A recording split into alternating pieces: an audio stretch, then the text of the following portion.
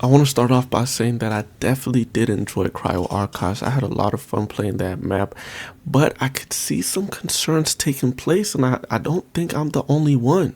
I really don't. Let me see. Let me know what y'all think about this. So the fact that it's only available during the weekend, so 3 days a week out of the seven, Fridays, Saturdays, and Sundays. The fact that you need to do all the lock rooms before you can get the seventh lock room to fight the big boss. I forgot his name. The big marathon boss with the wings. And you got to pick up those circle pendant looking things that are orange, and sometimes they're random, so you might get it, you might not. The fact that you got to get 5,000 like 5,000 of the weights, 5,000 credit in order to get to just go into Cryo Archive. So the reason why I'm saying that there are probable problems with it is because if you work in a regular job, and if you got a busy schedule, you probably won't be able to get into Cryo Archives and fight the big bosses as much as you want to. And maybe that's something that's going to be interesting to y'all, and it's something to grind for. That is a good aspect. It is something you can grind for in this game. But it might turn some people off, making it feel like this is something that's not obtainable. You know what I mean?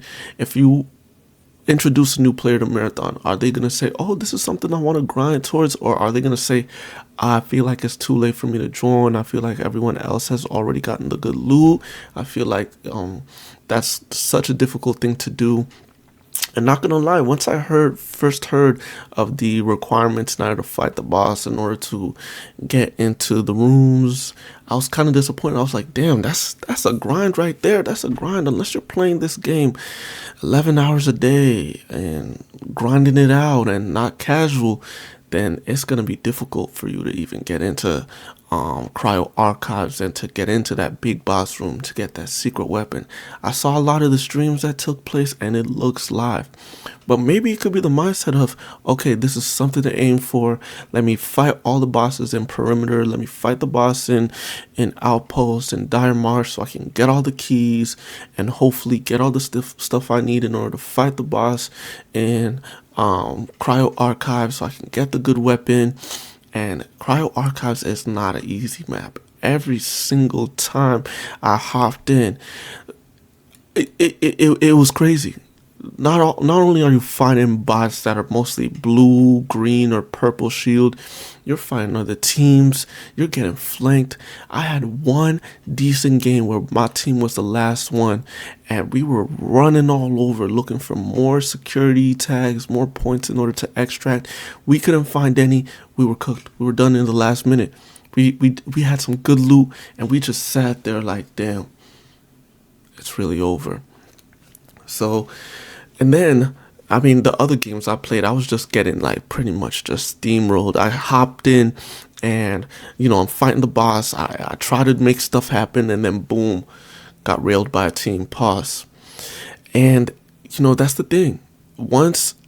I think the initial thing for this game is that if you don't put in the time, you won't get the reward. You got to put in the risk to get the reward, and it's that trade-off. You got to put in the time, understand the map, understand the purpose, understand what you got to do, objectives in between. Even when Outpost first came out, you got to figure out how to get Outposts, where the red keys are, where the green keys are, where the yellow keys are, in order to get into that good loot, in order to get into Pinwheel, in order to navigate the map and figure out how to get into Pinwheel, the different exits that are in Pinwheel, and the final exfil that you don't need a key to get into. Oh, and then this other difficulty. If you don't have a valid squad, if you're joining in with randos, it could be a little bit difficult. Like, I joined in a couple games with some randoms, and some had mics, most of them, some didn't have mic. One was, doing the text chat, and the text chat, oh my gosh, they had to stand still. You gotta wait from the text. You can't do that in the middle of the fight. So unless you got a valid squad with you, unless you have a valid good squad with you, it's gonna be kind of difficult. And it's even going in with blue. I came in with blue shields. People are running purple, running gold. Oh, you're gonna have a hard time. So you have to come in. I don't even think 5,000 is enough loot if you want to survive. Maybe it is. You can come in with 5,000 and still end up with like 10K if you extract, but you got to be nice at the game. You got to be nice. And just to summarize everything, it's that skill gap that's going to make people turned off to make future new players turned off.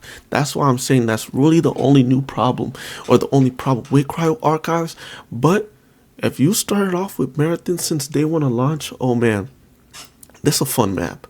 You having fun exploring the map. You having fun learning all the crevices, the cracks, navigating your way, learning the flank routes, seeing where all the security tag locations are, seeing the beautiful purple gold loot that you can get. Oh my gosh. I will be locked in with this game. So if I'm not streaming now, definitely subscribe to see my streams, because I want to get good enough in order to beat that big boss. And that's what I mean. I'm locked in. So that's pretty much all I have to say for Cryo Archives. Let me know your thoughts down below. Are you having fun with Marathon? And do you think that because the skill gap to play this game is very large and wide, is it gonna throw off new players from hopping into the game and trying it out? Or maybe that's for the best. Let me know what y'all think, and I hope to see y'all in my stream. Have a good one.